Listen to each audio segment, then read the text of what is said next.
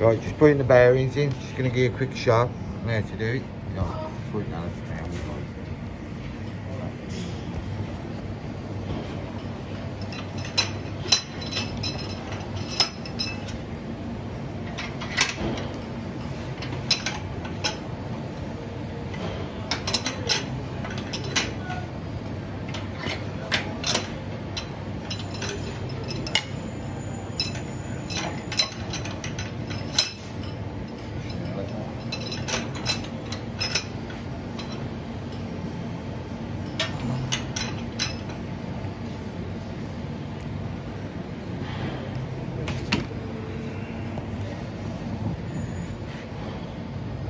See, all the bearings are in now.